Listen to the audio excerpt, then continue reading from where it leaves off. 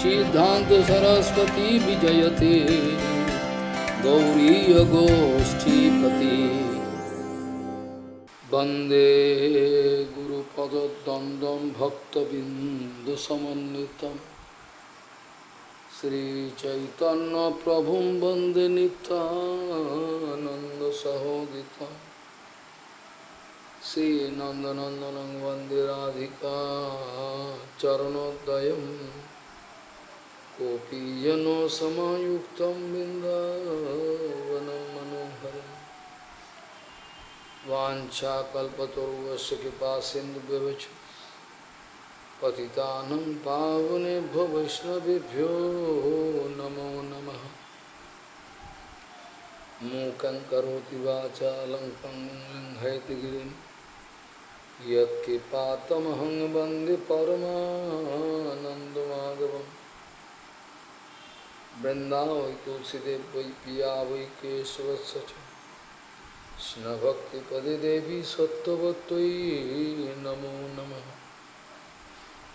नारायण नमस्कृत्य नरं चैव नरोत्तमं देवीं सरस्वतीं व्यासं ततो जयो मुदीरये।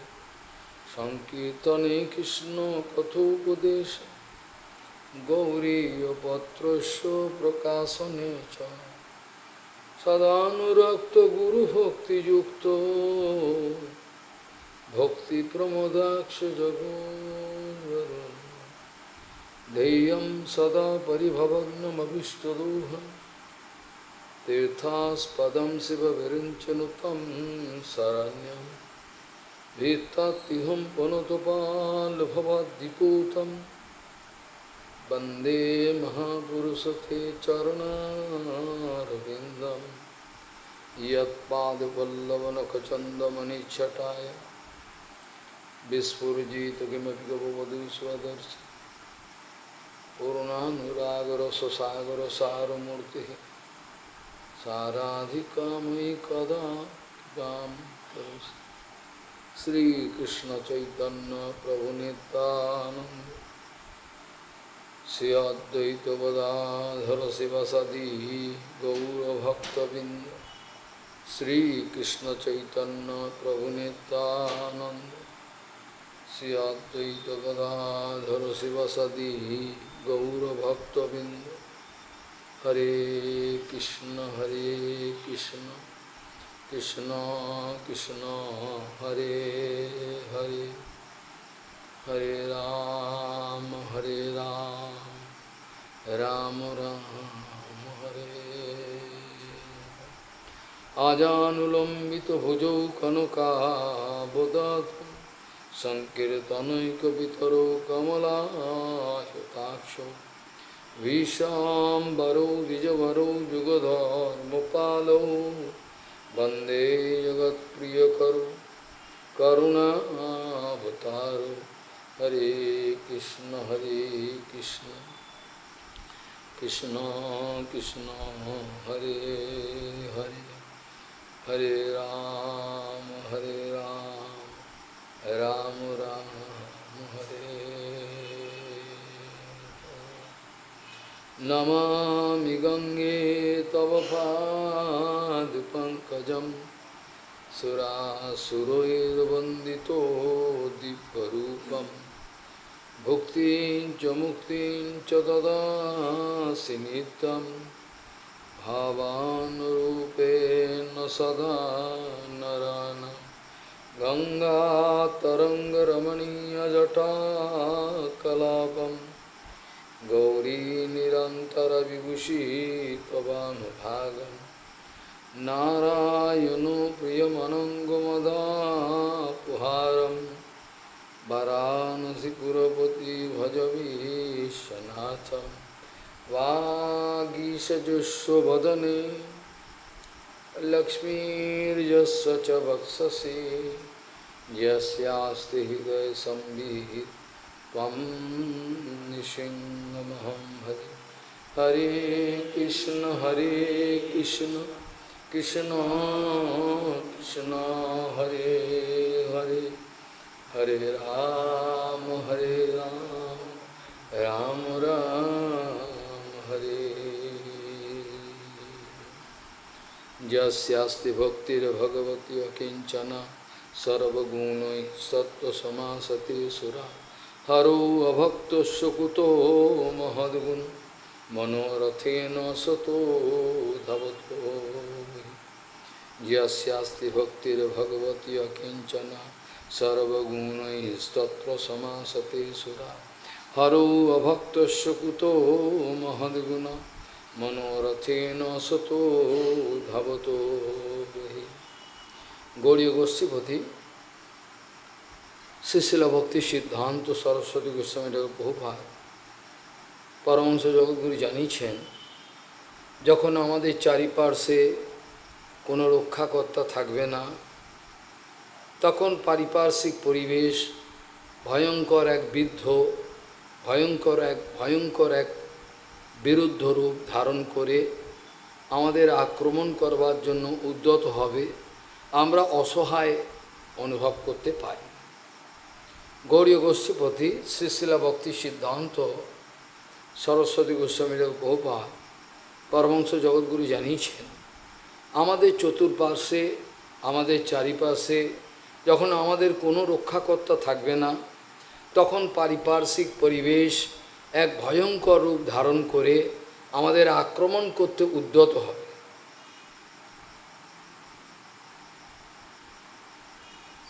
আমাদের তো রক্ষাকর্তা আছে আপনি কেন বলছেন রক্ষাকর্তা থাকবে না আমাদের টাকা পয়সা আছে ব্যাংকে প্রচুর আমাদের স্ত্রী পুত্র কন্যা আমার অনেক বন্ধু বান্ধব আছে বড় বড় সমস্ত তারা আমি রক্ষা করবে কেন এই কথা বললেন আমাদের রক্ষাকর্তা যখন থাকবে না রক্ষাকর্তা তো আছে আমার স্বামী আমাকে রক্ষা করবে স্ত্রী রক্ষা করবে আপনারা হয়তো ভুলে গেছেন মহারাজ গজেন্দ্র ওকে মহারাজই বলবো এই গজেন্দ্র মহারাজের যখন বিপদ উপস্থিত হয়েছিল যখন গ্রাহ তাকে প্রত্যেক জলের মধ্যে আকর্ষণ করে নিয়ে যাচ্ছিল দিব্য সহস্র বৎসর সেখানে তার সঙ্গে সংগ্রাম হয়েছিল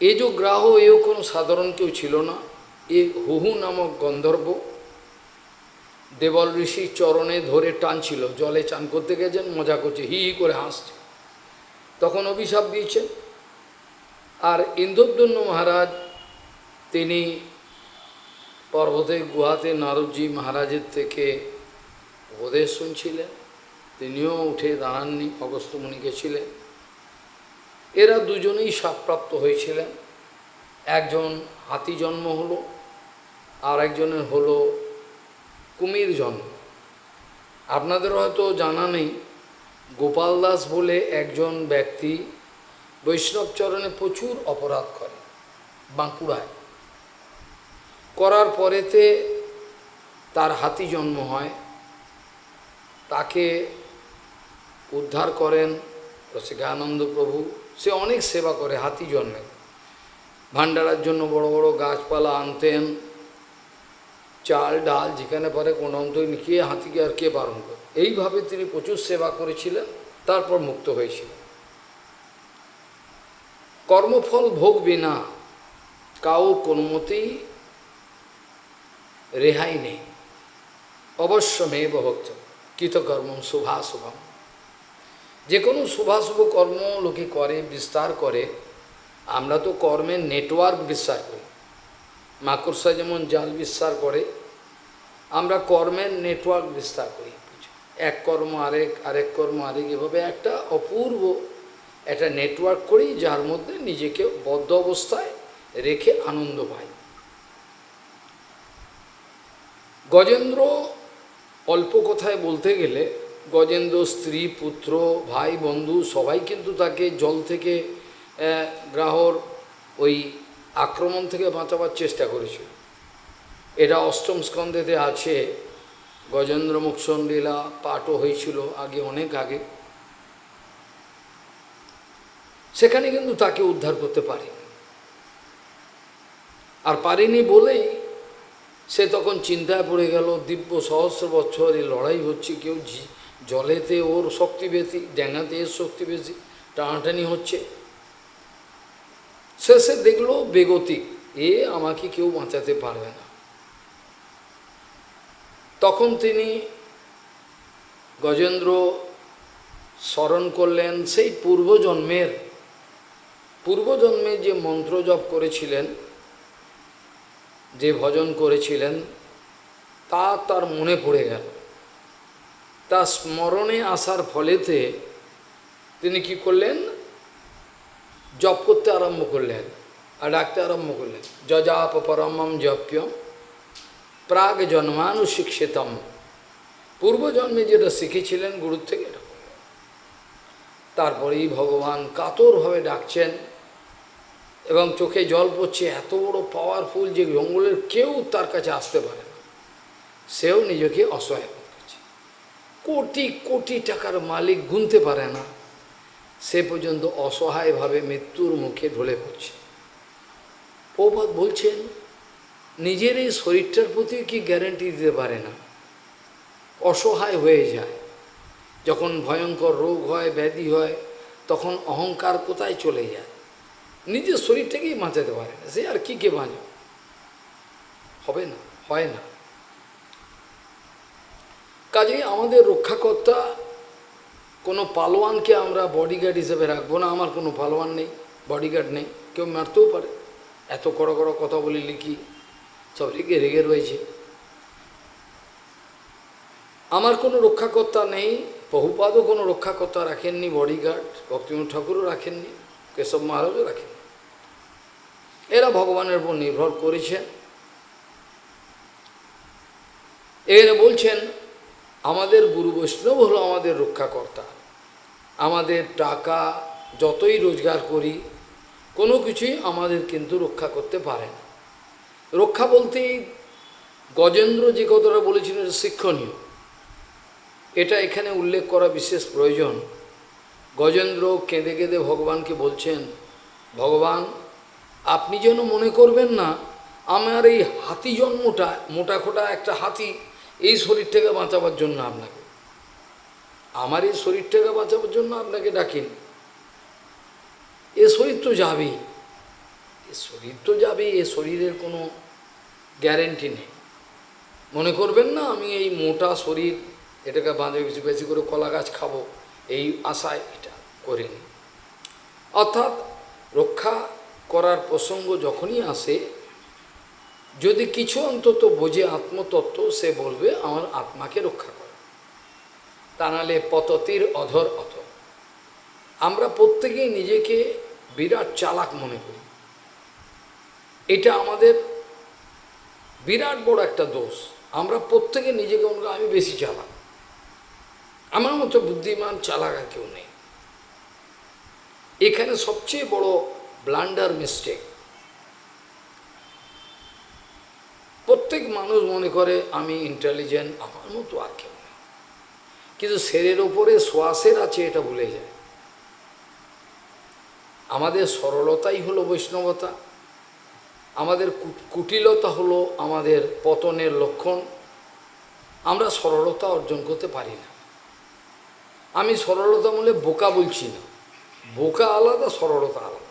বোকা মানুষের কথা আসছে না, আমরা সরল হতে পারি না, প্রত্যেক কাজে টেরা। কোনো কথা বলবো, কোনো কিছু লুকিয়ে যাব, কোনো কিছু বলবো, সমস্তের মধ্যে আমাদের একটা আর্ট আমরা লাগাতে চাই। সমস্ত কিছুর মধ্যে আমরা সমস্ত কিছুর মধ্যে আমাদের এক চাতুর্য কলা ব্যবহার করতে চাই প্রত্যেক সময়। যে কোনোভাবেই আমরা প্রমাণ করতে চাই আমাদের মতো বুদ্ধিমান আর কেউ নেই, আমরা সর্বাপেক্ষা বুদ্ধিমান, আমাদের মতো এত বড় বুদ্ধিমান কেউ নেই, এটা আমরা প্রমাণ করতে চাই। যে কোনোভাবেই আমাদের প্রত্যেকেরই এটা একটা লক্ষণ। কিন্তু প্রশ্ন হলো এই, সরলতাই হলো বৈষ্ণবতা। যেখানে জটিলতা, যেখানে কুটিলতা, সেখানে বিভিন্ন রকমের ডজ করবার একটা বাঞ্ছা। এখানে ভক্তি বলে কোনো প্রসঙ্গ থাকতে পারে না। তাদের গুরু বৈষ্ণবে ভালোবাসা ভক্তি এটা থাকবে, তা নাহলে লুকিয়ে যাচ্ছে কেন? যদি গুরু বৈষ্ণব আমার প্রাণ হয় তাহলে লুকিয়ে যেতে পারে না কোনো ঘটনা। লুকিয়ে যাওয়া মানে আমি তাকে বলবো না, আমি নিজের মৃত্যুটাকে ডেকে আনবো। এগুলো সমস্ত কপটতার একটা বিভিন্ন বিভিন্ন স্বরূপ, এর বাইরে কিছু নয়। আমাদের কেউই রক্ষা করতে পারে না, একমাত্র আমাদের শুদ্ধ গুরু বৈষ্ণব ছাড়া অন্য কেউ আমাদের রক্ষাকর্তা নয়। এমনকি ভগবানও নেমে আসবেন না। ভগবান যদি আসেন গুরু বৈষ্ণবের কৃপা। প্রভুপাদ বলছেন আমাদের চারিদিকে প্রচুর উপদেষ্টা আছে, আমাদের বুদ্ধিমান বাবা আছে, বুদ্ধিমতী মা আছে, দিদিমা পিসিমা অনেক কিছু থাকতে পারে, বা কোনো বাইরের কোনো আমার জানাশোনা আমাকে শ্রদ্ধা করেন এমন লোক থাকতে পারে, বন্ধু বান্ধব, কাকা কাকিমা বিভিন্ন রকম থাকতে পারে, দাদু দিদা, এরা আমাদের বিভিন্ন রকম, বা আমাকে চেনেন কোনো মাস্টার আমাকে খুব ভালোবাসেন, আমার বিভিন্ন বিষয়েতে তারা আমাকে পরামর্শ দেন, বিভিন্ন বিষয়েতে পরামর্শ দেন। আমি যদি কমার্স নিয়ে ভর্তি হয়ে থাকি, অ্যাকাউন্টেন্সি আদি, তো বলে কী কী সাবজেক্ট নিয়ে ভর্তি হয়েছিস, এক কাজ কর স্ট্যাটিস্টিক্সটা নে আর ইকোনমিক্স নিয়ে, চাকরি পেয়ে যাবে তাড়াতাড়ি। বিভিন্ন লোকে টাকাটা কোথায় রাখছিস, টাকাটা এখানে রাখিস না, আরে পোস্ট অফিসে রাখ, বেশি পাবি। এই ধরনের আমাদের উপদেশটা প্রচুর আছে। আমাদের উপদেশটার অভাব নেই, আছে কি? প্রত্যেকেই উপদেশ করবে, এটা করো এটা করলে ভালো। কিন্তু আমার আত্মমঙ্গলের উপদেশ কেউ কিন্তু দিতে পারে, আর দিলেও ভেজাল দিচ্ছে। আত্মমঙ্গল উপদেশ দেওয়ার অভিনয় করছে গুরু সেজে, আচার্য সেজে, কিন্তু আমাকে ভুল পথে পরিচালনা, সে নিজেই ভ্রান্ত পথে পড়ে। কোনো ব্যক্তি যদি নিজেই ভ্রান্ত পথে পরিচালিত হয়, সে আর আমাকে কি অন্ধা যথান্ধৈরূপনীয়মানম তেয় পিসচতান্তমুরুদাম নিবাদ, এই তো কথা। নিজেই ভ্রান্ত পথে পরিচালিত, আমাকে কী করে সম্ভব নয়, কোনো মতেই সম্ভব না। প্রভুপাদ বলছেন দেবগুরু বৃহস্পতি এ বিরাট প্রাখর্য, বুদ্ধির বিরাট প্রাখর্য, অনেক কিছু জানেন, বিদ্যা আছে। সেই বিদ্যা বলে বুদ্ধির প্রাখর্য, তার ফলের প্রভাবে দেবগণের বেশি করে, আমার শিষ্যগণের যেন বেশি করে ভোগ হয়, এই ব্যবস্থা, এই আমরা চল ভালো হবে। আবার শুক্রাচার্য, সেও কম নয়, বৃহস্পতি থেকে কম যায় না। সে আবার মৃত সঞ্জীবনী বিদ্যা আরও জানে, যেটা বৃহস্পতি জানা নেই। তার পুত্র কচকে ওর কাছে পাঠিয়েছিল। এরকম ধরনের বিদ্যা তাদের আয়ত্ত আছে। এই অবস্থায় শুক্রাচার্য খালি মনে মনে ভাবেন আমার শিষ্যের, আমার শিষ্য, তার কেন ক্ষতি হবে? এই বেটা দান দিস না, দান দিস না, একদম দিবি না। ও দান দেওয়ার জন্য তৈরি হয়েছে বলি মহারাজ। যখন দান দেওয়ার জন্য তৈরি হয়েছে, ওকে বলছে এসব বিষ্ণুর আব্বায়া, এ বিষ্ণু, এ বামুন সেজে এসছে, চালাকি করছে। সর্বম বিষ্ণবে দত্যা, কথম বর্ষে কীভাবে বাঁচবি? আরে পাগল নাকি, সব দিয়ে দিবি? ও সব নেবে, জানিস না, সব নিয়ে নেবে, তো দিবি না? বলি মহারাজ, প্রহ্লাদ মহারাজের শিক্ষায় শিক্ষিত, যে যার শিক্ষায় শিক্ষিত। আমি যদি আমার পূর্বাশ্রমে বাবা মায়ের শিক্ষায় শিক্ষিত হয়েছে, আমি আচরণ করব, ওইটি শিখেছি। আমি গুরু বৈষ্ণবের সামনে থাকতে পারি, কিন্তু তাদের আচরণ, তাদের শিক্ষা আমি নেব না। আমি প্রতিজ্ঞা করেছি, কী করে আমার মঙ্গল করবে। প্রভুপাদের সামনে অনেকেই ছিলেন, কতই চালাকি করেছে, কিচ্ছু করতে পারে, সব বানের জলে ভেসে গেছে। সব যদি দিয়ে দিস, কী করে বাঁচবি? দিবি না। এমনকি যখন দান করার জন্য জল গড়াচ্ছে, তখন কমণ্ডলের ফুটোর মধ্যে গিয়ে আটকে দিয়েছে। ও সূক্ষ্ম রূপ ধারণ করে ওখানে গিয়ে আটকে দিয়েছে। যেন জল নিতে, জল না হলে সংকল্প করতে হবে, তারপর দেবে। তখন বলি মহারাজ ওই জল আটকে গেছে কি করে, একটা কুশ দিয়ে খোঁচা মেরেছে, খোঁচা মারাতে গুরুদেবের চোখ অন্ধ হয়ে গেছে, একটা চোখ কানা হয়ে গেছে, জোরে মেরেছে খোঁচা, জল জল পড়ছে না কেন, জল পড়ছে না কেন? সেই জন্য তিনি কী করলেন, একটা চোখে ধাক্কা লেগে গেল, ক্ষতি হয়ে গেল। তাহলে শুক্রাচার্যের বিচার হলো, আমার শিষ্যকে আমি কত ভালো রাখবো, আরে মারুক না, আমি বাঁচিয়ে দেবো, আমার মন্ত্র জানা আছে। বৃহস্পতি বলছেন দেবতাদের বুদ্ধি আছে, আমি আরও প্রখর, আমার বিদ্যা, বাঁচিয়ে দেবো প্রত্যেকেই। কিন্তু কেউ চিন্তা করছে না যে শুদ্ধ গুরু বৈষ্ণব যে অকৈতব সত্য কথাটা বলে, এই সত্য কথার মধ্যে পরম মঙ্গলের কথা যে নিহিত আছে এটা বুঝতে চায় না। প্রভুপাদ দ্ব্যর্থহীন ভাষায় বলছেন, যত কিছু গুরুর কাজ করছে যারা তথাকথিত সাধু, যারা জনসমাজকে ভ্রান্ত পথে পরিচালনা করছেন, সমস্ত তারা ভ্রান্ত পথে পরিচালনা করছেন, তাদের উল্টো পথে চালিয়ে দিচ্ছেন, দিয়ে চালাকি করে কিছু টাকা পয়সা তাদের পকেটে ভরে নিচ্ছে, শিষ্যের পকেটটা কেটে দিয়ে টুক করে। যেটা আজকে সকালেও বলছিলাম, শঙ্কর ভগবান বলছেন দেবীকে, গুরব বহব সন্তি শিষ্য বিত্তাপহার কাহা দুর্লভ গুরুর দেবী শিষ্য সন্তাপহার। শিষ্যের সমস্ত যদি শরণাগত হয়, তা নাহলে গুরুদেবের কিছু করা, তার সমস্ত যত পূর্বের পাপ যা কিছু সব কিছু সে সদ্গুরু হরণ করে নেয়। সে কেউ টাকা লোটার জন্য চিন্তা করে না, তার স্নেহ অকৈত্যব। এইভাবে সদ্গুরু জগতে প্রচণ্ড দুর্লভ, প্রায় এখন নেই বললেই হয়, কোনো পার্সেন্টেজ আসে না, এতটাই যে বাস্তবিক মঙ্গল। যদি আমি কোনো অসৎগুরুর পাল্লায় পড়ে থেকে থাকি পূর্বে, যার চরিত্র স্বভাবের দোষ দেখা গেছিল, সেই গুরুকে আশ্রয় করলে কোনো লাভ হবে না, কোনো সুবিধা হবে না। আমাকে পুনশ্চ গ্রাহের বৈষ্ণববাদ গুরু, যে বৈষ্ণব নিন্দা করেছেন, যার চরিত্রের দোষ দেখা গেছে না রকম, সেই গুরুতে কাজ হবে না, আবার সদ্গুরু গ্রহণ করতে হবে, নিয়ম। এইভাবে দেখা যায় সমাজের একটা বিশৃঙ্খলা সৃষ্টি হচ্ছে। প্রবাদ বলছেন, এই ঠগ জোচ্চোরগুলোকে বুঝুন আপনারা, এই ঠগ জোচ্চোর ধোঁকাবাজগুলোকে বুঝুন, বুঝিয়ে আপনারা কাটিয়ে তাদের চলে আসুন, চলে এসে আত্মমঙ্গলের ব্যবস্থা করুন, নাহলে আপনাদের কোনো লাভ হবে। গুরু অনেকেই গ্রহণ করেন, গুরু গ্রহণ করেন না, করেন তো, কে সেই গ্রহণ করাটাকে গ্রহণ করা বলে না।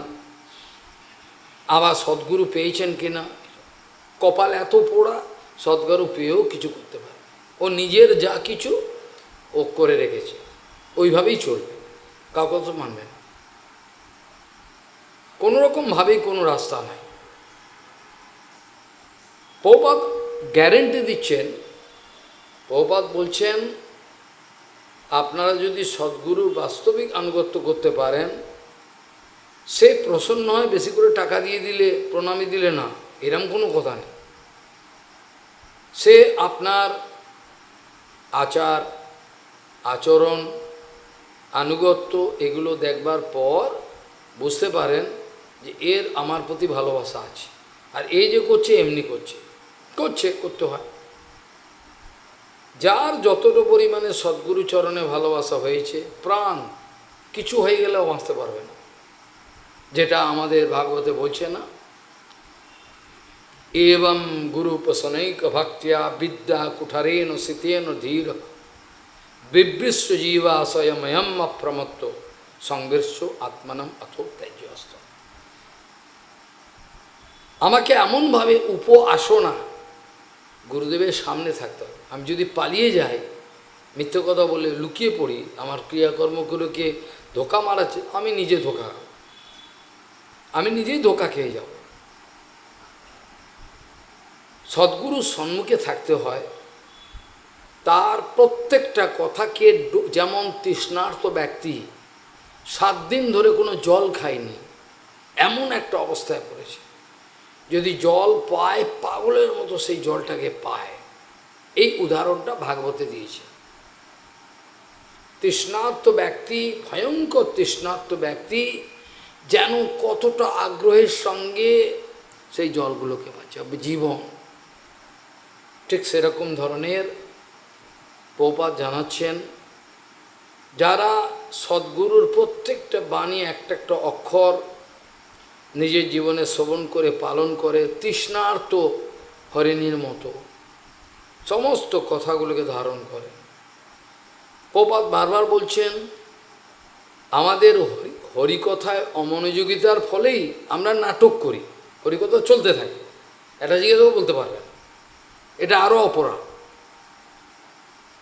আমরা চালিয়ে রাখি। হরিকথায় অমনোযোগিতার ফলে আমরা সদ্গুরুর মুখারবিন্দ যে কথামৃত শ্রবণে উদাসীন থাকি বলে আমাদের মঙ্গল হতে পারে না, নাহলে মঙ্গল হওয়ার কথা ছিল, হয় না। এটা হলো বাস্তব কথা। আজ আমার শিক্ষাগুরু শ্রীশিল ভক্তিবিজ্ঞান ভারতী গোস্বামী মহারাজের শুধু আবির্ভাব তিথি নয়, শতবর্ষ পূর্তি, এ আমাদের কাপড় উড়িয়ে নৃত্য করার কথা, কিন্তু কি করব, আমরা দিনহীন, কিছুই আমাদের সম্বল নাই, তাকে দেবো কিছুই আমাদের নাই। তবে হ্যাঁ, তিনি যে আমাকে আপন করে নিয়েছিলেন সেটা তার মহানুভবতা, এতে আমার কিছু করার নেই। তিনি যে সবসময় আমাকে অর্থবিত্ত শূন্য নিষ্কিঞ্চন দেখে কাছে রাখতেন, বলতেন অনেক কথা, তাকে প্রশ্ন করতাম। আজ রক্ষাকর্তা হিসেবে তার নাম মনে পড়ছে, শ্রীল ভক্তিবল্লভ তীর্থ গোস্বামী মহারাজ, দেবজ্ঞান ভারতী মহারাজ, এরা প্রত্যেকেই আমার রক্ষাকর্তা। আমি বলি গুরু মহারাজ, সে তো আছেনই, তিনি তো আছেনই, তিনি মেন শক্তি তো দিয়েছেন, না দিলে কোথায় করব। এই গুরু বৈষ্ণব আমাকে প্রতিপদে আমার পতনোন্মুখ, আমি ভজনোন্মুখ নয়, আমি পতনোন্মুখ অবস্থা থেকে আমাকে সবসময় এরা পাহারা দিয়ে আমাকে বাঁচাবার চেষ্টা করেছেন। আমি বাধ্য হয়ে বৃন্দাবনে, বাধ্য হয়ে মানে ভেতরে আনন্দও ছিল, আমি এই মারামারি, এইসব হিংসা বিদ্বেষ করব না বলে ওইখানে গিয়ে ব্রজবাসীর ভজন করে কিছু কাজ করেছিলাম। যারা আমার সঙ্গে ছিল, যে একজন সে দেখেছে আমি সারাদিন কি করতাম, ওই কুটিয়া বসে, ও কিন্তু আমি লুকিয়ে না, আমার সঙ্গে ছিল, কি করতো বাবা দেখেছে। অনেক বুদ্ধিমান ব্যক্তি আছেন, তারা তখন বলেছিলেন শ্যাম বাবা নির্জন ভজনের লোক নয়, এ কিন্তু গোষ্ঠী ভজনের কথা বলে ফেলেছিলেন। কি করে বল, আমার বিরুদ্ধে তারা আছে, এখন বর্তমান হিসাব করলে তারা আমার বিরুদ্ধে। তারা বন্ধু মন্তব্য করেছিলেন, ওনার যে লক্ষণ আছে উনি থাকতে পারেন ওখানে, কিন্তু ওনার যে লক্ষণটা সেটা আলাদা, এটা তারাও বুঝতে পেরেছিল। এখন তাদের কি হলো তা জানি না।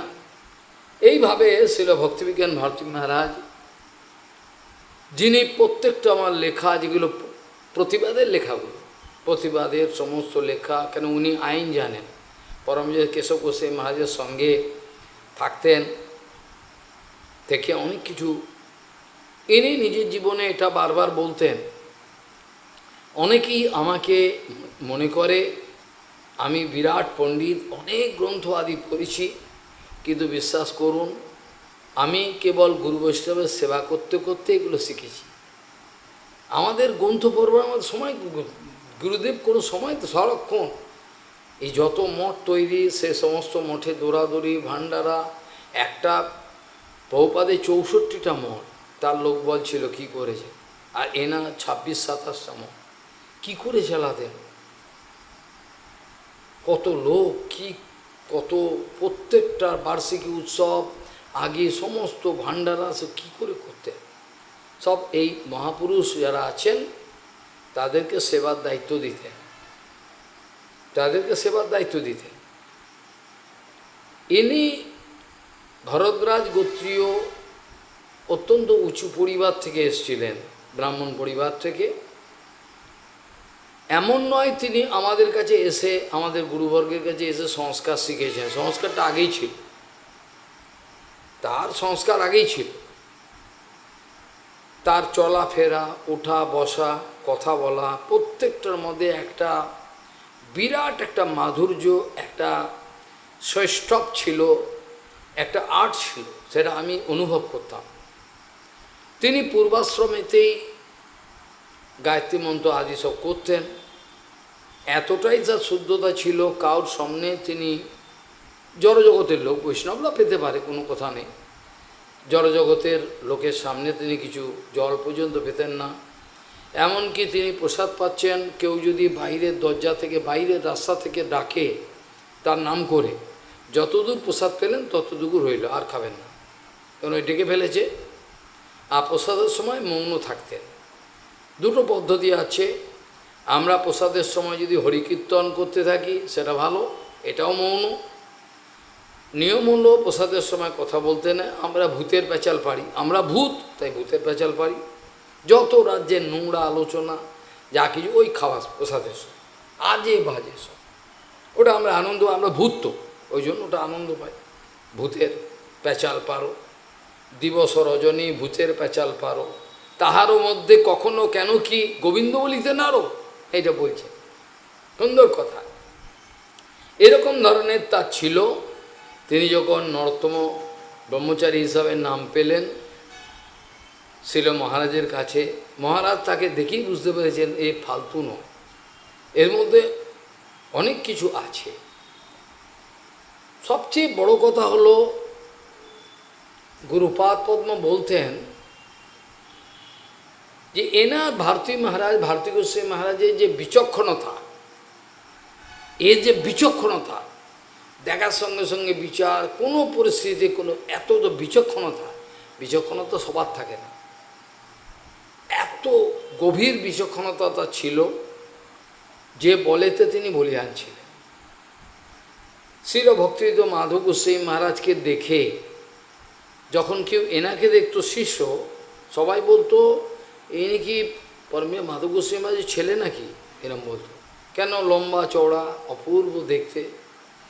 ভারতী মহারাজের জোয়ান বয়সের যদি ফটো কেউ দেখে অবাক হয়ে যাবে, এইরকম বাইসেপ ট্রাইসেপ, এরকম এইখানগুলো বল, এত সুন্দর ফিগার, অপূর্ব।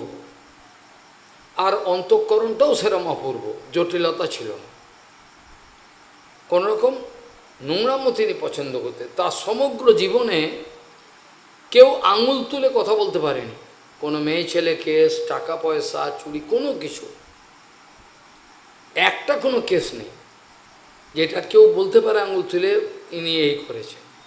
এতটাই নিষ্কলঙ্ক, যেমন গুরু মহারাজের, আমাদের ভারতী মহারাজের কাউর ক্ষমতা হয়নি যে এসে বদনাম করে, তারপরেও বদনাম করে, কি করা যায়। পরমপূজ্য মাধব গোস্বামী মহারাজ বলতেন নরোত্তম হলো একটা আদর্শ ব্রহ্মচারী, আমার সামনে বা আড়ালে যেখানেই থাকুক আমি জানি ও আদর্শ ব্রহ্মচারী। বাস্তবিক পক্ষে গুরুদেব যখন শিষ্য সম্বন্ধে এরকম মন্তব্য করেন, যেমন গোস্বামী মহারাজের সম্বন্ধে প্রভুপাদ কত কথা বলছেন, ইনি হচ্ছেন প্রকৃত গোস্বামী পদবাচ্য। এরা কিন্তু ঠকাবার জন্য বলেননি, আবার অন্যজনকে ঠকাবার জন্য বলে, ঠকাবার জন্য বলে। তখন জানতে হবে গুরুদেব কতটা পরিমাণে তাকে আত্মসাৎ করেছেন। এটা চারটিখানি কথা না।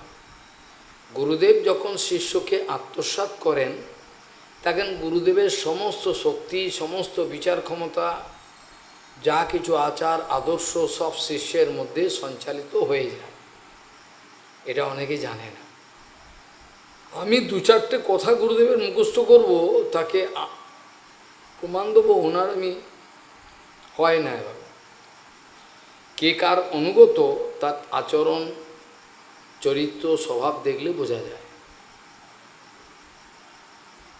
পরমে মাধব গোস্বামী মহারাজ কতটা এনার উপর ভরসা করতেন, কি করে করতেন। যেমন তার প্রখর বিচার ক্ষমতা, বিচক্ষণতা, তেমন তার অ্যাবিলিটি, বিভিন্ন ধরনের কার্যক্ষমতা করতে পারেন, যেগুলো অন্যকে দিয়ে হবে না, অন্যকে দিয়ে করা। কোনো রকম ভাব, কোনো কত রকম কনস্ট্রাকশন হয়েছে এই 26টা 27টা মঠ গুনতিতে, আবার আরও যদি গণে তাহলে আরও হবে 28-30 হবে পরবর্তীকালে।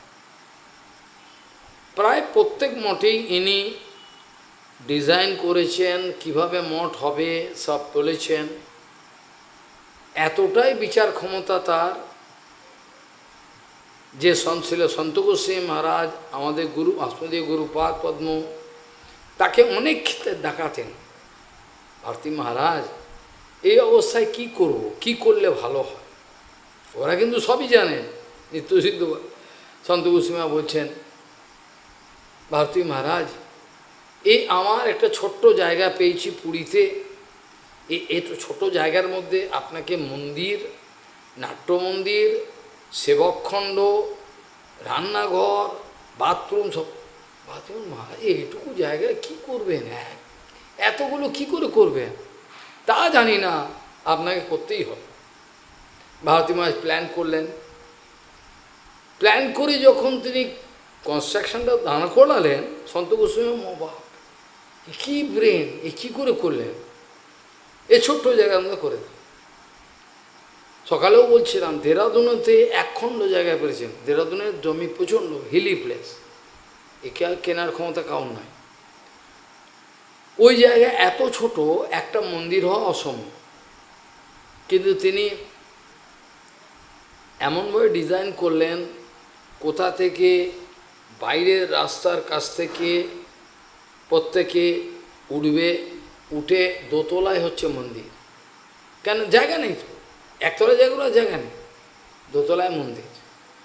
এই বাইরের সিঁড়ি তাও সেবকখণ্ড দিয়ে হেঁটে সিঁড়ি দিয়ে উঠলাম না, বাইরে দিয়ে ওঠার জায়গায় ওরা উঠে চলে যাবে, আর তুই আবার বাইরে চলে যাবে।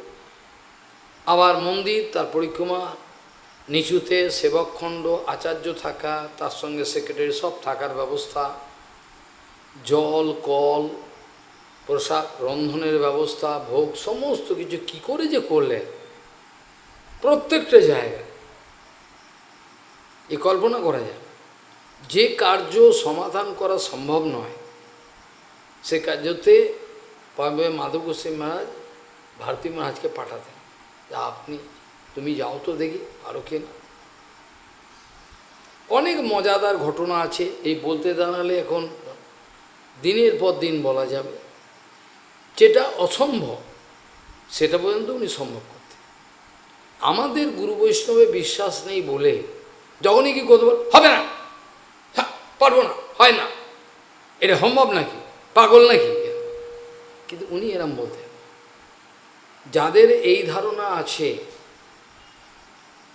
যাদের এই ধারণাটা আছে যে গুরু বৈষ্ণব যখন কোনো কিছু বলেন তার সঙ্গে শক্তি সঞ্চার করে, এটা আমাদের বিষয়। আমরা গুরু বৈষ্ণব দেখিনি, সঙ্গে থাকে তো দূরের কথা, দেখিনি।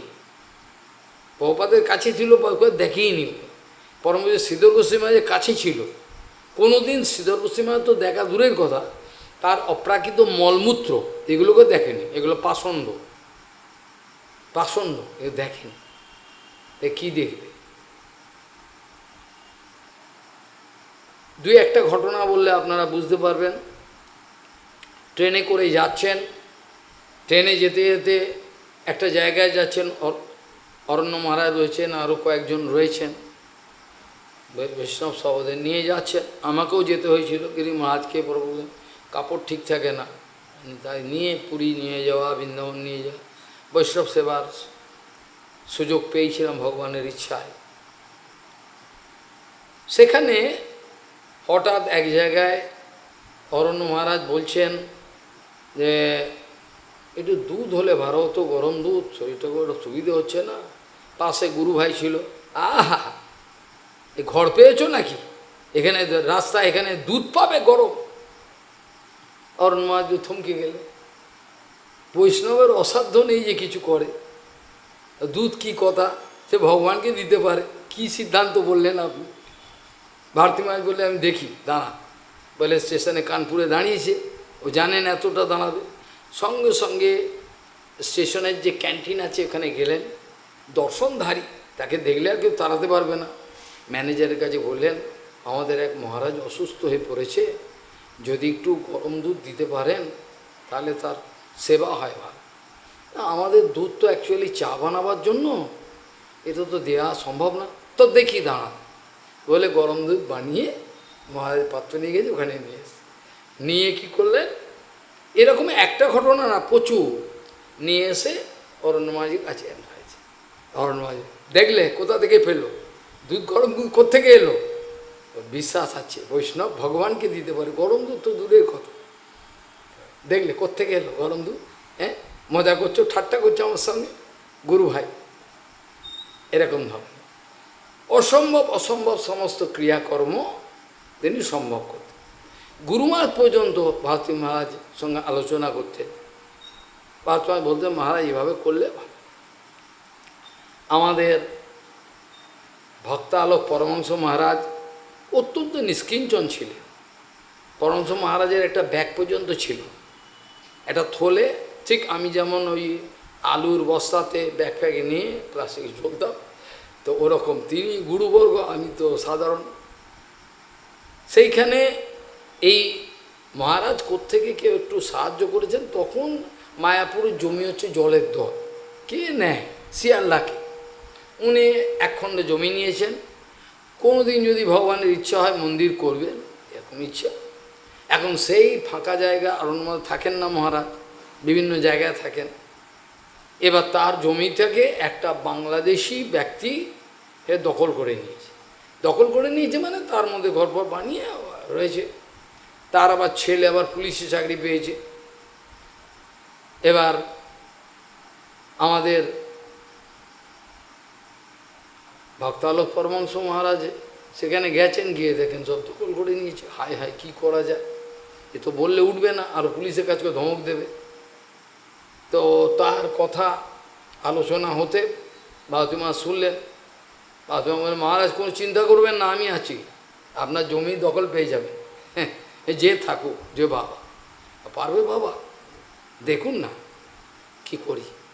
ভারতী মা লম্বা চওড়া, ভালো করে একেবারে হাতে একটা লাঠি নিয়ে ওইখানে গেছে, গিয়ে ও চেয়ারা দিকে তো বলে, এই জমি ছাড়ো, আমাদের জমি, এখানে ওঠো।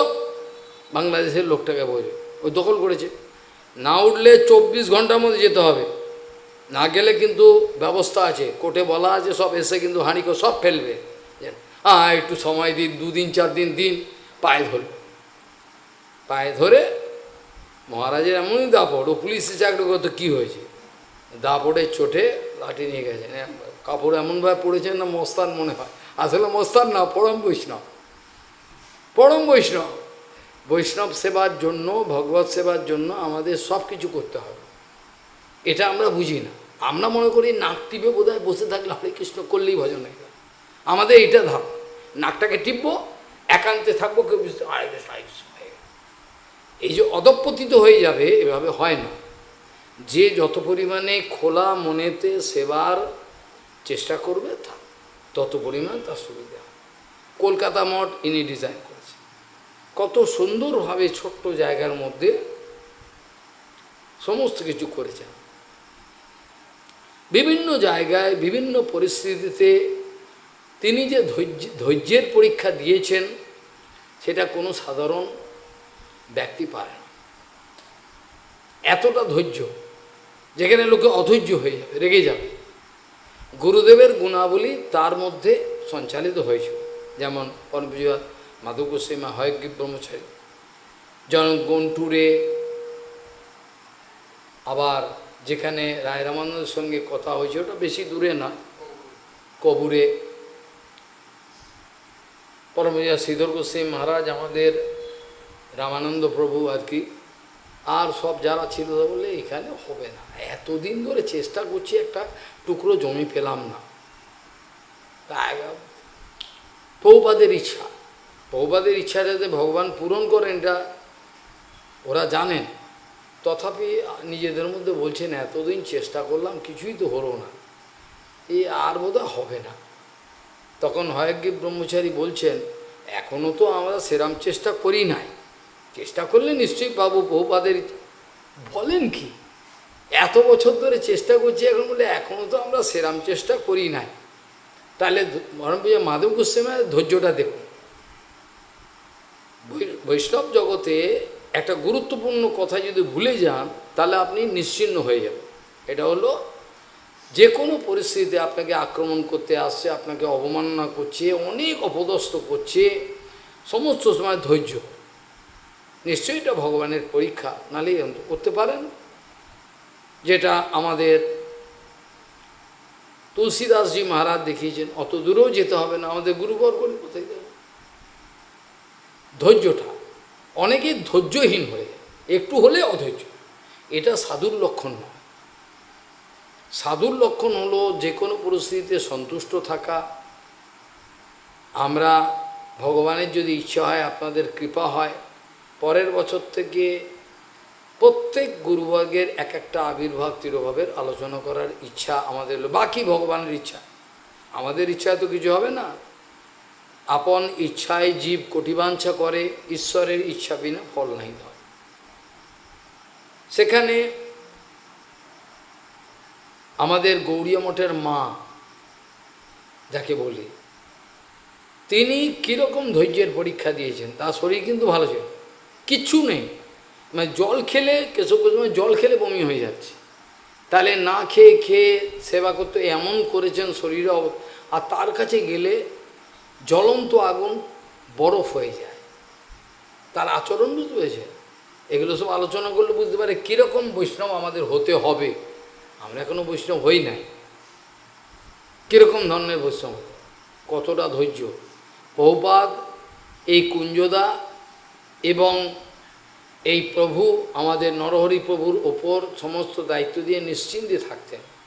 আর আমি এক মুহূর্ত নিশ্চিন্তে থাকবো, এই বোধহয় লেগে গেল মারাবার, এই বোধহয় কেউ কিছু,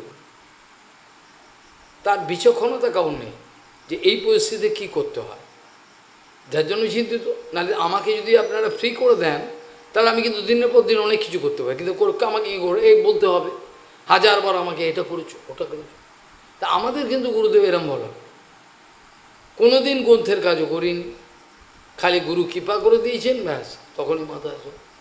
এমনকি সমস্ত ইস্কন সমেত সমস্ত গৌড়ীয় মঠের যে জয়েন্টলি ওরা প্রভুপাদে উৎসব করে 2 বছর সম্পাদনা করতে হয়েছিল। কি করে করলাম? আমি তো ভাষাবিদ নয়, আমি কি ভাষাবিদ? কিন্তু কী করে গুরুদেব করালো। কাজেই গুরুদেব একটা সেবা যদি আমাকে দেন, আবার যদি গুরুদেবকে টেনশন, তাহলে তো সেটা সেবা হলো না। আমাকে বলে দিয়েছেন আমি করব, কীভাবে করবো আমি জানি। এইগুলো এই মহাপুরুষের থেকে শেখবার কথা আমাদের, কিভাবে করেছেন। প্রত্যেকটা পদে পদে উনি বলছেন, গুরু মহারাজ শিল ভক্তিপ্রমোদ পুরী গোস্বামী মহারাজ, সন্ত গোস্বামী মহারাজ, ভক্তালোক, প্রত্যেক যে বনগোস্বামী, প্রত্যেকের সেবার দায়িত্বটা আমাকে গুরুদেব দিতেন। এবং আমি এত সৌভাগ্য, ওনাদের সঙ্গে সেবা করতে গিয়ে যেগুলো শিখতাম, এর আমি কোটি গ্রন্থ পড়েও শিখতে পারতাম না। অরণ্য মহারাজের সেবা, এর সেবা কী করে যে ওনারা বলতে থাকতেন, আমি শুনতাম, শুনে শুনে আমি শিখে যেতাম। কী অপূর্ব শিক্ষা। আর প্রত্যেকটা সেবায় নৈপুণ্য, এমন নয় যে ধত্তাক্তা মাপে, প্রত্যেকটা সেবা যে করতেন গুরুবর্গ এত সন্তুষ্ট হতেন, কল্পনা করা যায়, কল্পনা করা যায়। এইভাবে তিনি তার সমগ্র জীবনে যে সেবা করেছেন, সেটার কোনো আমরা ঋণ চোকাতে পারব না। তিনি পরিক্রমার দায়িত্ব এনার ওপর দিতেন। কুম্ভ মেলাতে সেখানে ব্যবস্থা করেছেন হরিকথা প্রদর্শনী গৌড়ীয় মঠে, সেখানেও ওনার দায়িত্ব দিতেন এনাকে। আর কারোর উপর দিয়ে তিনি শান্তি পেতেন না। ব্রজমণ্ডল পরিক্রমা ওনার দায়িত্ব। কি বিচক্ষণতা, কখন কি করবেন সব। একবার নন্দগ্রামে তিনি রয়েছেন গুরুমা, তিনি গুরুমা চলে যাবেন, ওনাকে অন্ন সেবা দিয়েছেন করব। হট করে বাই চান্স, কোনোদিন ভোলেন না, গুরু মহারাজের ঘরের চাবিটা তার কাছে। কি হবে, এখন তো আমি এদেরকে ছেড়েও যেতে পারবো না, অথচ আমাকে এমন ব্যবস্থা করতে হবে যেন গুরু মহারাজ পৌঁছবার আগে ঘর খুলে দাঁড়িয়ে থাকে। কীরকম বুদ্ধি দেখুন। ঠিক গুরুদেব গাড়িতে উঠে চলে গেল, সঙ্গে সঙ্গে চাবিটা দেওয়া হলো না। সঙ্গে সঙ্গে একটা গাড়িওয়ালাকে ঠিক করে পয়সা দিয়ে লোক উঠিয়ে বলে শিগগিরি যাও, গুরু মহারাজের ঢোকবার আগে যেন চাবি খুলল। আমরা ঘাটের মোড়া, গুরুদেব মরুক না, কী হবে, এটা আমাদের বিষয়। সেই জন্য আমাদের উন্নতি হয় না, গুরুদেব মর্ত বুদ্ধি আমাদের হয় না। যেখানে যেখানে প্রদর্শনী, যেখানে যেখানে হরিকথার ব্যবস্থা, উৎসব, সব তিনি মেন। তিনি কুম্ভ মেলায় প্রভুপাদ একবার বোধহয় করেছিলেন না, ব্রজমণ্ডল পরিক্রমা প্রভুপাদ একবার করেছিলেন জীবন, আর সময় পান গৌরমণ্ড করতে, কিন্তু উনি প্রভুপাদের আনুগত্যে করেছিলেন অনেকবার পরিক্রমা। শুধু তাই নয়, তার পরিক্রমার যে প্ল্যান প্রোগ্রাম কোথায় থাকবে, সে পরবর্তীকালে তো সব নষ্ট হয়ে গেল। কুম্ভ মেলায় বড় জায়গা নিয়েছেন, সরকার থেকে গিয়ে টেন্ট করে রয়েছেন, কত ভক্ত সেখানে গিয়ে রয়েছেন, এবং সেখানে গৌড়ীয় মঠের তরফ থেকে বই গ্রন্থ আদি সব কিছুই বিভিন্ন ভাষায় বলা হচ্ছে। এমনকি যত মায়াবাদী আছে, সম্প্রদায় আছে, প্রত্যেকের একটা একটা করে টেন্ট আছে। আবার একটা কমন জায়গা আছে যেখানে ভাতৃবোধক, ফ্যাটার্নিটি যাকে বলে, ভাতৃবোধক একটা সম্মেলন হয়। সেখানে বড় বড় ব্যক্তিরা আসেন, ভারতবর্ষের নামকরা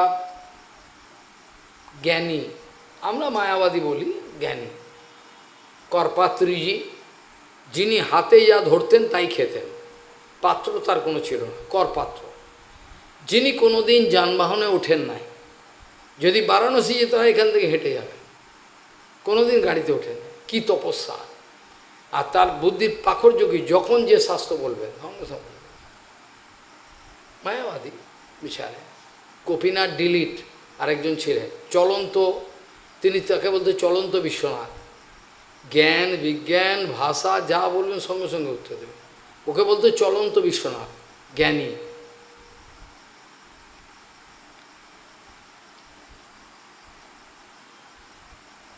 85 বছর 90 বছরের পণ্ডিত, যে আমাকে ভালোবাসতেন, সেই পর্যন্ত বলছেন আমার কাকা এবং আমিও যখন বারাণসীতে আমাদের বাবারা থাকতেন, তখন গোপীনাথ ডিলি ওনাকে দেখেছি, কি আশ্চর্য, বড় বড় ব্যক্তি পৃথিবীর তার কাছে আসতেন। রাধাকৃষ্ণান তার কাছে কুকুরের মতো এরম গালা গামছা দিয়ে যেতেন, রাধাকৃষ্ণান সর্ববল তার কাছে যেতেন, এটা কী হবে বলে দিন, মুখে মুখে উত্তর, মানে ভাবার নাই, প্রশ্নগুলো সঙ্গে সঙ্গে। সেই ধরনের এলাহাবাদে বড় বড় ব্যক্তি সভাতে রয়েছেন, সব ব্যবস্থা আমাদের এই মহান পুরুষ তিনি করছেন। তাকে অনেক বদনামও পেতে হয়েছে, যারাই ভালো কাজ করে তাদের বদনাম পেতেই হয়, কিছু করবে না বদনাম নেই, কিছু করলে বদনাম করবে, এটাই নিয়ম। তিনি সব ব্যবস্থা করেছেন, গুরুদেবের কথার ব্যবস্থা ওখানে, কিভাবে গুরুদেবের সম্মান বাড়াবার, গুরুদেব সম্মান চান না, তার কাছে কিছুই লাগে, কিন্তু গুরুদেবের সম্মান বাড়াবার দায়িত্ব হলো শিষ্যের। মদগুরু, জগৎগুরু মন্নাথ জগন্নাথ, এটা প্রভুপাদ বলতেন। হতে পারে গৌরকিশোর বাবাজি মহারাজ রাস্তার ভিখিরির মতো নিষ্কিঞ্চন, কি যখন শিষ্য কথা বলবেন, গুরুদেবকে রাধারানীর চরণে বসে আছেন দেখিয়ে দেবেন, এটা হলো শিষ্যের লক্ষণ। যখন লিখবে বলবে গুরুদেবের সম্বন্ধে, তার এত মহিমা তার হৃদয়ে প্রকাশিত হয়, যেটা মুখস্থ করে কেউ পারবে না, মুখস্থ করে পারা যায় না। শিল বনগোস্বামী মহারাজ বলতেন, শিল রামানুজাচার্য বলতেন, একজন বৈষ্ণব আরেক বৈষ্ণবের মহিমা কীর্তন করতে পারে, বারবার বলতেন মনমা। সাধারণ কাউকে যদি নিয়ে আসেন ও হয়তো দেখেছে থাকে, গুরু বৈষ্ণবের মহিমা কীর্তন যাত্রার দ্বারা হয় না, যিনি নিজে পরম বৈষ্ণব তিনি দেখতে পান, তবেই তাদের গুণাবলী কীর্তন করতে পারেন। পণ্ডিতকে নিয়ে এলে পারবে না, দু চারটে সংস্কৃত বলবে, আর কিছু না। রামানুজাচার্য বলতেন, যারা গুরু বৈষ্ণবের অপমান করে, বদনাম করে, মিথ্যা, তাদের মুখদর্শন পর্যন্ত করতে নাই। রামানুজাচার্য বলতেন ব্লাসফেমার, হ্যাঁ, এদের মুখদর্শন পর্যন্ত করতে নেই। যদি কেউ করে তার অধঃপতন অনিবার্য। গুরু ভক্তি কীভাবে বাড়বে সেটা রামানুজাচার্য বলেছেন, ইনিও বলেছেন। যদি কেউ জীবনে গুরু ভক্তি চায়, আমার ভক্তি, গুরু ভক্তি মানে ভগবত ভক্তি, তাহলে কি করতে হয়? গুরুদেবের অনুশীলন করতে হয়, গুরুদেবের লেখা, গুরুদেবের কীর্তন, গুরুদেবের হত, সারা দিনের মধ্যে যখন সময় করে সেসব শুনতে হবে। রামানুজাচার্য বলছেন যদি করে 2-1 বছরের মধ্যে বিরাট সে ভক্তিমান হয়ে যাবে। এটা হলো পদ্ধতি। ভগবান তার প্রতি সন্তুষ্ট হন, এতটাই সন্তুষ্ট হন, গুরু প্রসন্ন মানে ভগবান প্রসন্ন। গুরুদেব প্রসন্ন হলে ভগবানের ক্ষমতাও নেই তিনি অন্যথা করবেন। গুরুদেব প্রসন্ন মানে হয়ে গেল, আর ভগবানের কিছু করার নেই, ভগবানের বাঁধা। যে সমস্ত গুণাবলী ওনার মধ্যে ছিল, আমি এই সামান্য কথাতে কিভাবে গুণাবলী প্রত্যক্ষ, তিনি নিজের বৈষ্ণব সপ্রকাশ, বৈষ্ণবকে আমি দেখে নিয়েছি, এ কথা আমি অহংকার করি নাই। আমি বলছি তিনি আমাকে দর্শন দিয়েছেন, কাছে রেখেছেন, সবসময় প্রশংসা করতেন, বলতেন। এমনকি ভরা সভাতে জলন্ধর আদি, আজ আমাদের মধ্যে আমাদের শ্যামবাবা এসছেন, তিনি বলবেন আমি ছেঁড়া কাপড় কি, অন্য কেউ বলতেন, ইনি বলতেন। ইনি আপনাদের কাছে কিছু বলবেন, অবশ্য ভক্তিবল্লভ তীর্থ গোস্বামী থাকলে বলতেন, তিনি তখন থাকতেন। এরকম ধরনের তার কোনোদিন মাশ্চর্য, হিংসা, বিদ্বেষ কিছুই দেখি না, অথচ তাকে মাশ্চর্যের বদনাম দেয়। বাইরের দৃষ্টিতে কিছু হয়েছিল, কিন্তু সেটাকে ওরা বদনাম দেয়। এলাহাবাদে যখন কুম্ভমেলার টেন্ট হচ্ছে, শিল ভক্তি বিচার যাদবর মহারাজ হঠাৎ একটা খবর পাঠালেন যে আমি যাব ওখানে। এতে কি হলো, সমস্ত সেবক যারা অধৈর্য হয়ে যান তারা রেগে গেলেন। শেষ সময়, এখন আমাদের সব জায়গা, কোনো জায়গা নেই, উনি দুম করে এখন আসবেন, কোথায় আমরা থাকতে দেবো? এভাবে রেগে যাচ্ছেন, অসন্তুষ্ট হচ্ছেন সব সেবক। ছেলে ভারতী মা শুনতে পেলে তাদেরকে ডেকে বললেন আপনারা চিন্তা করছেন কেন? আপনাদের জায়গা কেউ সরাতে হবে না।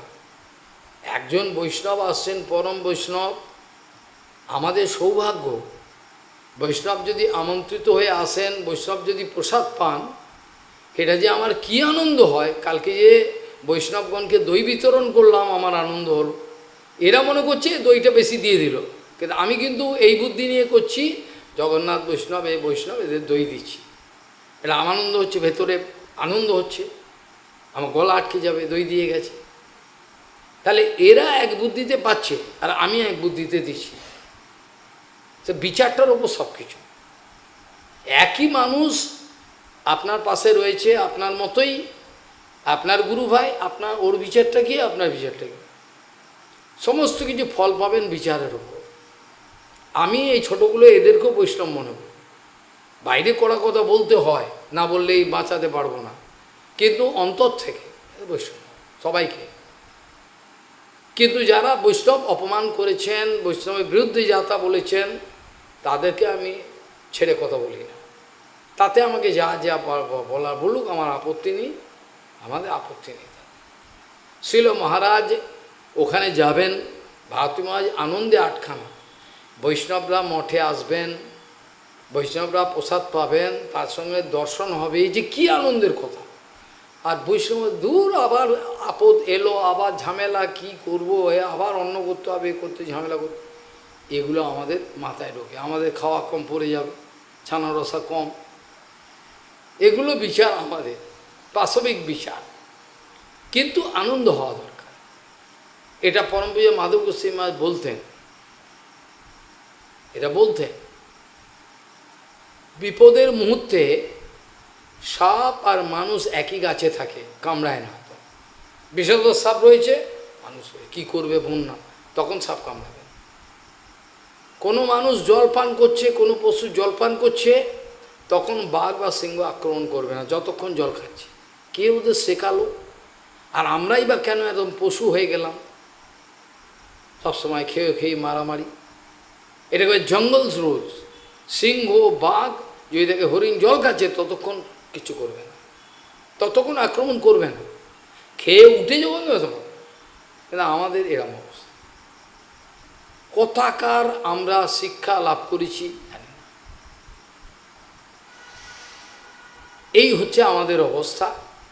যাই হোক, গোস্বামী এলেন, যত্নের সঙ্গে তাকে নিজের জায়গায় ছেড়ে দিলেন, তিনি বাইরে শুলেন।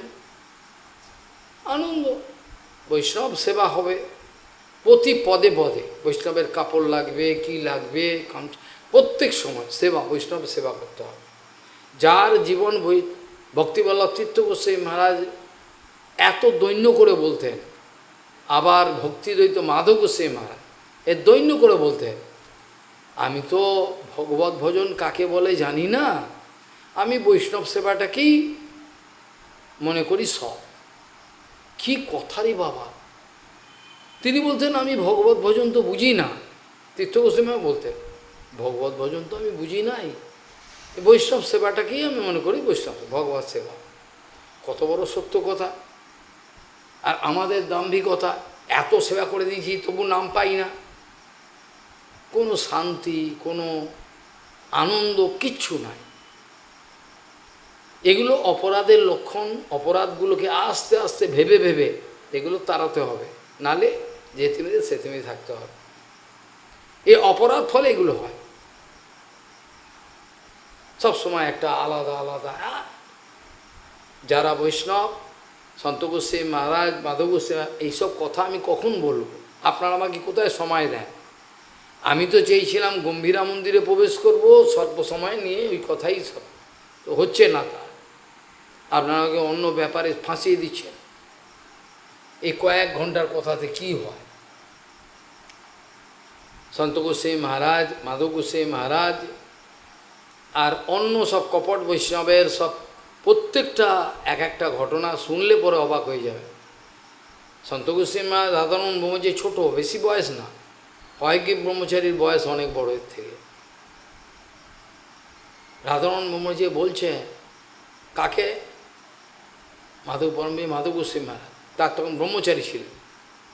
হয়গ্রীব প্রভু, প্রভু এই যে ব্রহ্মচারী দেখছেন, খালি আলাদা আলাদা থাকা দিচ্ছে, আলাদা খাবার প্রসাদ, এই কিন্তু ডাল মে কুছ কালা হ্যায়, এর অন্য কিছু আছে, পরে বুঝবেন, পরে বুঝবেন শিগগিরই। তাই হলো, ও আলাদা। ওকে যখন বললেন প্রভু আপনি এই বৈষ্ণবদের সঙ্গে মেশেন না কেন? হ্যাঁ, এরা সব গ্রাম্য কথা বলে, আমার ভালো লাগে না এসব, আমি আমি ভজন করতে চাই। সন্ত বলছি এরা তাহলে গ্রাম্য কথা বলে, আপনি বৈষ্ণব, এরা জানোয়ার, এর সঙ্গে মেশেন না, প্রসাদ নিয়ে ঘরে চলে যায়। কী ধরনের নিচু অবস্থা! কিছুদিনের মধ্যেই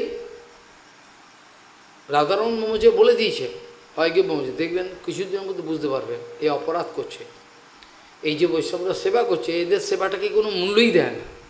এই মনে করে আমি শিক্ষিত, আমি সব কিছু। শেষে কী হলো? কিছুদিন পরেই পাওয়া গেল এই ব্যক্তি বাড়ির সঙ্গে অপরাধ করছে। অপরাধ করলে আর ভাল লাগে না, গুরু বৈষ্ণবকে আর চলে যেতে ইচ্ছে করে, অপরাধের ফল। তখন আর গুরু বৈষ্ণবের সঙ্গে ভাল লাগে না, জ্বালা করে গা। এগুলো অপরাধের বিরাট লক্ষণ, জেনে রাখবেন লক্ষণ। সে একটা গৃহস্থর বাড়িতে কন্ট্যাক্ট করেছে, আমি বাড়িতে চিঠি লিখেছি, চিঠির উত্তরটা আপনার বাড়িতে আসবে, কেন এখানে এলে সব ব্রহ্মচারী দেখে নেবে। কত চালাক! এখন তো ফোন হয়ে গেছে, ডুম করে নিয়ে হ্যালো বলে দিলেই হয়ে গেল। এখন আর লুকাবার কিছু, লুকানো এমনিতেই যাবে। এই অবস্থায় সে চিঠি একজন উদ্ধার করলো, চিঠি নিয়ে এলো। সেখানে সব তিনি বলছেন, আমার পক্ষে এদের সঙ্গে থাকা সম্ভব না, এরা যা ভালো ভালো ছেলে, কেউ আমার আলাদা ব্যাপার, আপনারা বাড়িতে ব্যবস্থা করুন, বাড়িতে আসে বিয়ে করবে। কথাটা বুঝলেন? এনারা যে ব্রহ্মচর্য পালন করেছেন, এটা আপনাদের কাছে একটা আদর্শ, আমার কাছে একটা আদর্শ। এরম ধরনের ব্রহ্মচর্য কোনোদিন কোনো মায়ের মাতাজির দিকে তাকিয়ে কথা বলেন এরকম ধরনের, অথচ অনর্গল হরিকথা বলেছে। তাকিয়ে বলতে সেই দৃষ্টিটি তাকাতে তো হবে,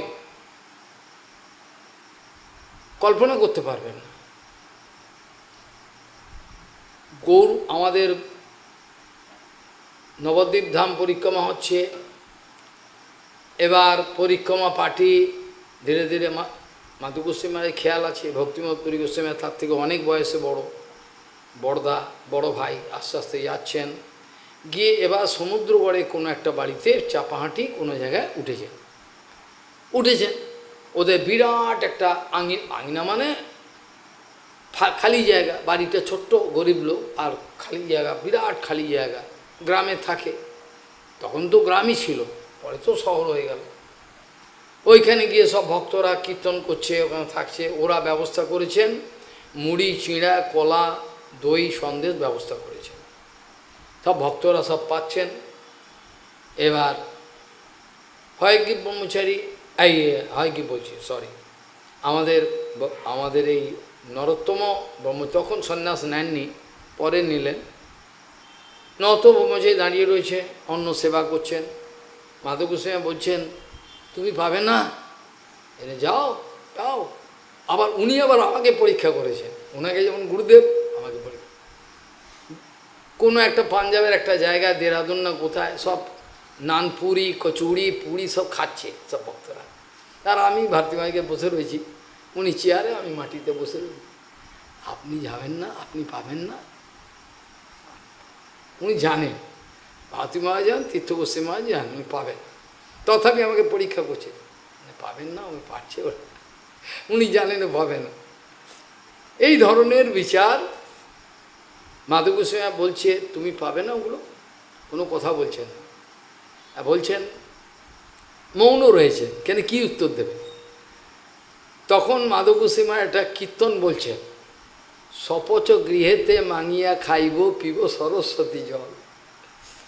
আর তোমার শুনলেন, সপচ গৃহেতে মাঙিয়া খাইব পিব সরস্বতী জল, ভক্তিময় ঠাকুর কীর্তনটা। উনি কেন খাচ্ছেন না? ওরা হচ্ছে তেলি বেনে, এদের বাড়িতে খেতে নেই, খেলে ভক্তি নষ্ট হয়, মন খারাপ হয়ে যায়। তেলি বেনে এদের কাছে খেতে নেই। সন্ত গোস্বামী তো গালাগাল দিয়ে কথা বলতে, সেগুলো আমি এখানে বলতে পারবো না, সেগুলো আমি কাঁচা গালাগাল বলতে পারবো না। কথা বোঝা গেল? উনি পাচ্ছেন না। তা যাই হোক, এইভাবে তার আচার আচরণগুলো দেখলে অবাক।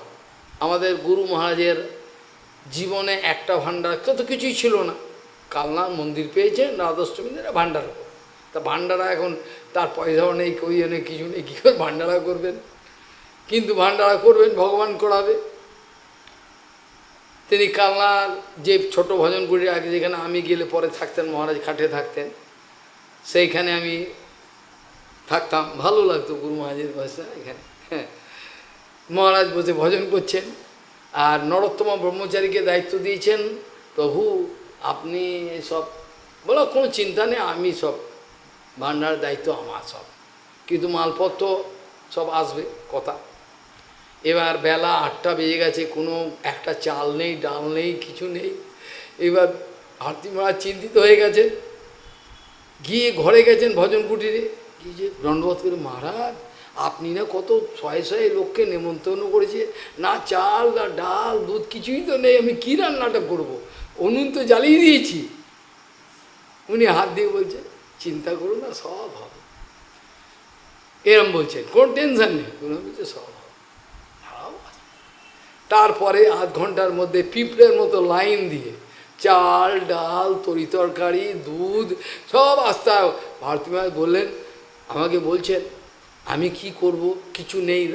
আমি কাজ করলাম, উনুনটা জ্বালিয়ে বড় একটা পাত্রে গরম জল বসিয়ে দিলাম, গরম জলটা তাড়াতাড়ি রান্না হতে সুবিধা হবে, গরম জল বসিয়ে দিলাম, দুটো উনুন। তারপর দিকে সব বলে যা জিনিস এলো মহারাজ 1 বছরও শেষ করতে পারবেন। এই ধরনের তিনি ওই কালনা মন্দিরের ওই উৎসবে, প্রথম উৎসবে বলছেন যে সেখানে যে আনন্দ, এটা বড় বড় কোটিপতির উৎসবে দেখি নাই। উনি নিষ্কিঞ্জন ঘরে বসে রয়েছে, কিন্তু ওই যে উৎসবে যে আনন্দটা হয়েছিল, সে আনন্দ ব্যাখ্যা করতে পারবো না। আর জয়ের ধ্বনি 8 ঘন্টা 35 মিনিট যাব, জয়ের ধ্বনি হয়েই যাচ্ছে।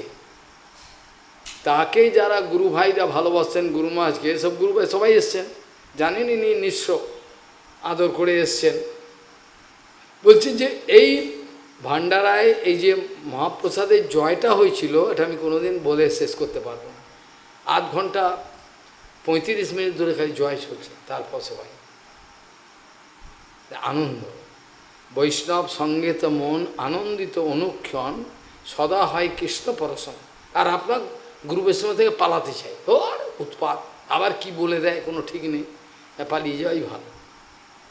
এ হচ্ছে আমাদের চরিত্র সব। ওই জন্য আমাদের ভজনে উন্নতি হয় না, উন্নতি হয় না। তিনি তাকে পরম পূজ্যপাদ ভক্তিযুক্ত মাধব গোস্বামী মহারাজ উইল করে গেছিলেন জীবনের শেষ সময় পর্যন্ত ছিল ভারতী মহারাজ এই আমার সোসাইটির সম্পাদক সেক্রেটারি থাকবেন। বুঝে গেল? আজীবন যতদিন তিনি বেঁচে থাকেন তার আজ্ঞা পালন করা হলো না, সামান্য কোনো কারণ থাকতে পারে। পুরীতে যখন রথযাত্রা তখন যেতাম, পরিক্রমা করতাম, সব হরিকথা, বড় বড় লোক এসছেন, ভারতী মহারাজ বসে রয়েছেন এখানে, তীর্থ মহারাজ বসে রয়েছে, আমরা শ্রোতার আসনে বসে রয়েছি, দেখছি শুনি। ভক্তিবল্লভ তীর্থ গোস্বামী বারবার একই কথা বলছেন, কি কেন এটা বলছেন কি বুঝতে পারছে না, কেউ জানে না। ভারতী মহারাজ আমাকে ক্ষমা করবেন, ভারতী মহারাজ যেন আমাকে ক্ষমা করেন, এই বারবার বলছেন। কি ব্যাপার, এই বলেই যাচ্ছেন অন্তর থেকে, ভারতী মহারাজ যেন আমাকে ক্ষমা করেন, কারণ তাকে সেক্রেটারি পদ থেকে ফেলে দেওয়া হয়েছে। এটার জন্য তীর্থ গোস্বামী দায়ী নয়, কমিটির মেম্বার করেছে।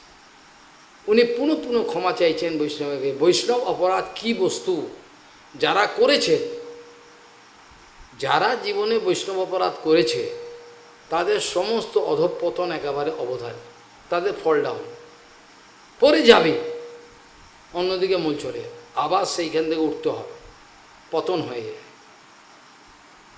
যেটা প্রভুপাদ বলেছে সেদিকে, বৈষ্ণব অপরাধ জীবের আত্মার অধঃপতন জনিত অপরাধ, সেদিনকেই পাবলিশ করেছি।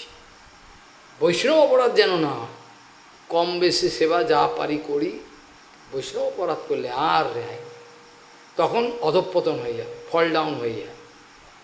যা কিছু আমার জীবনে হয়েছিল সব শেষ, বিভিন্ন কেসে জড়িয়ে পড়ব, আবার নতুন করে যদি গুরু বৈষ্ণব বাঁচান, নতুন করে শুরু হবে। যেটা প্রভুপাদের সময় চিঠিপত্র সব প্রভুপাদ ভগবান বলে দিয়েছেন, বিগ্রহের তলা থেকে বার করলেন, লাভ লেটার সব বার করলেন। এই অধঃপতন যেন না হয় জীবনে, এই দুর্গন্ধ দূষিত রক্ত মাংসের চাহিদা যেন না হয়, এটা বাদ দিয়ে যাও, এটা হলেই সব শেষ। তখন আর কিছু থাকবে না, তখন আর গুরু বৈষ্ণবকে ভালো লাগবে না, অধৈর্য হয়ে যাবে মানুষ, আনন্দ থাকবে না, বৈষ্ণব দেখলে আনন্দ নেই। এগুলো অধঃপতনে রামানুজাচার্য লিখেছেন, বৈষ্ণব দর্শনে যার আনন্দ হয় না সেটা পতনের লক্ষণ, অধঃপতনের লক্ষণ। তাহলে এই মহাপুরুষের এক একটা সেবার কথা যদি বলতে থাকি কীভাবে করেছেন, আমি নিজেও অবাক হয়ে যাই, কি করে তিনি করেছেন, কতটা ধৈর্য, কতটা সহ্য। তার কাছে বড় বড় লোক ডোনেশন দিতেন, আর গুরুদেব বলতেন তোমার কাছে টাকাটা রাখো, তোমার কাছে থাক, আমি সময় মতো। ওই যে ব্যক্তি দান করবেন সে বলেছেন এই সেবা করবেন, ভালো একটা সেবা বলেছেন। আমাদের ভক্তিবিদ মাধব গোস্বামী মহারাজ বলছেন, নরোত্তম তোমার কাছে যে টাকাটা আছে আমাকে যদি দাও তাহলে আমি তোমাকে আবার, মহারাজ গুরু মহারাজ এটা তো ওই সেবার জন্য দিয়েছে। আমি জানি তোমার নীতি আছে, আদর্শ আছে, আমি জানি, এই টাকাটা আমি ফেরত দিয়ে দেবো, এখন আমার এই সেবাতে লাগবে, যদি দাও। কত ছোট ছোট ঘটনা যদি বলতে থাকি অবাক হয়ে যাবে। একজন আসাম থেকে কোনো একটা সেবক এসছেন, গ্রামের গরিব ঘর থেকে, মঠে রয়েছেন, তার ভোগ প্রবৃত্তি, কার ভোগ প্রবৃত্তি এটা আমরা বুঝতে পারি, গুরু বৈষ্ণব বুঝতে পারি, তারা জানতে পারে কার মধ্যে কি আছে। মাধব গোস্বামী মহারাজকে এবার কাপড় আদি সব দিতে হবে, অন্তত দুটো কাপড় দিতে হবে, একটা কাপড় ধোবে, একটা কোনো পয়সা হলো বলবো তো 36টা কাপড় জামা দিতে পারে তার বাবা মা, এটা আমরা কি করতে পারি?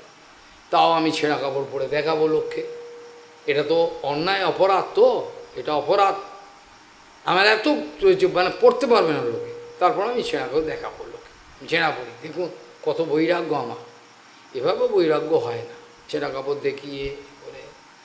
তো ভক্তিবিদ মাধব গোস্বামী বলছেন নরোত্তম ব্রহ্মচারীকে, প্রভু এক কাজ করো তো, ওই সমবায় আছে না, সমবায় থেকে দুটো ধুতি নিয়ে এসো। আর প্রভু এসছে, একে দিতে হবে, সমবায়ের যে ধুতি তা মোটা। আর তুমি বলছেন, গুরু মহারাজ আপনি কিনতে যাবেন কেন, আমার কাছে ভালো ধুতি আছে, ফাইন ধুতি, এটা তো আছে আমার কাছে, সেদিনকে দিল না আপনার সব, আমি সব জানি, তোমার কাছে দুটো ধুতি আছে সেটাও আমি জানি, কিন্তু এক্ষুনি ওই ফাইন ধুতি একে দেওয়া যাবে না, এ তো এখনও এই ঘর থেকে এসছে, এর কামনা বাসনা ভেতরে পরিপূর্ণ, ভোগ বাসনা, প্রথমেই যদি একে ভোগ প্রবৃত্তি ওর ঢুকে যায়, ও ভক্তি বুঝবে না, একে ওই জন্য মোটা কাপড় দিয়ে শুরু, ওটা পরে রেখে দাও, আমি পরে বলবো তোমার, তাহলে বুঝতে পারছেন।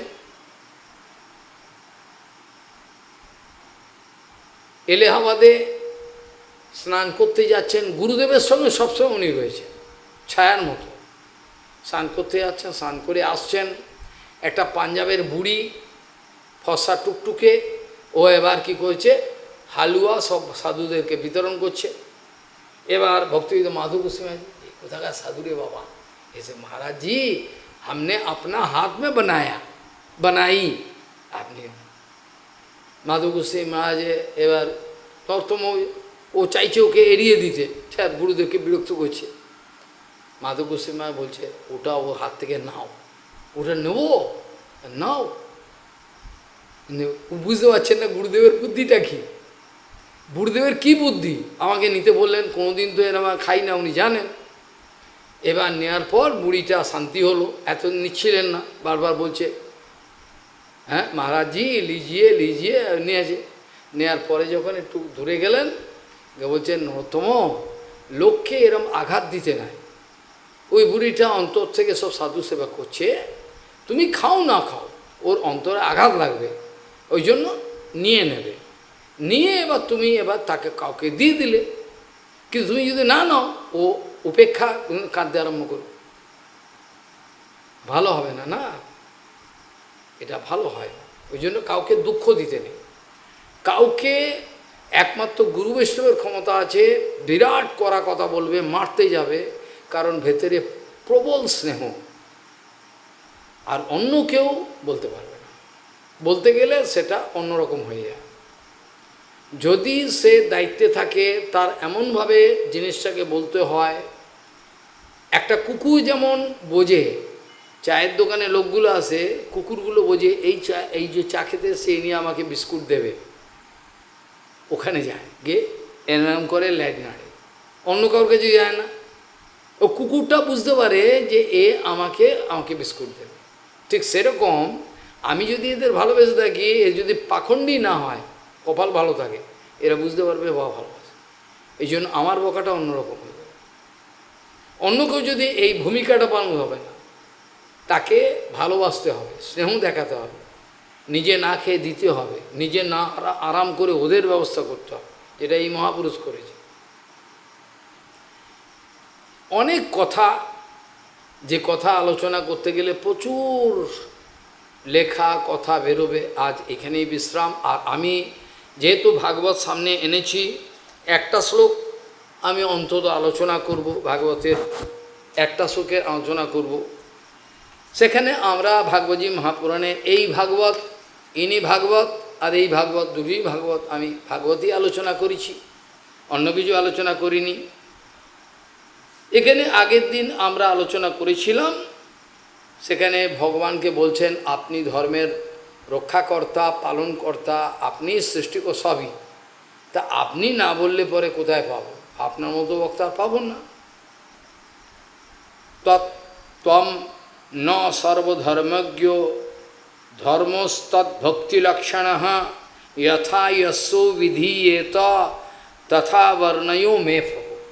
যেরম যেরম ভাবে যার যেরমভাবে আলোচনা করাও, যার অধিকার যেরকম সে অনুপাতে যদি আমাকে বলা, আমি শুনতে চাই, আপনি যদি বলেন। সুখদেব গোস্বামী বলছেন, এইভাবে যখন প্রশ্ন করা হলো, এত্বম সভৃত্য মুখ্যেন স্পৃষ্ট স ভগবান হরি প্রীত ক্ষমায়ো মর্ত্বানম ধর্মাণ আহো সনাতনম।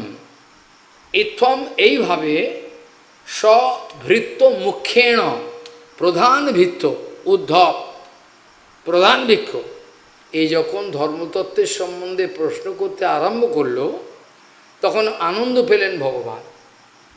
উদ্ধবের এই প্রশ্নে প্রীত হয়ে ক্ষমায় মর্তানাম, জগতের কিভাবে চরম মঙ্গল হবে, এইভাবে নিজের যে সনাতন ধর্ম, সনাতন ধর্ম ভগবানের ধর্ম, ভগবানের তো ধর্মমূলম হি বিষ্ণু।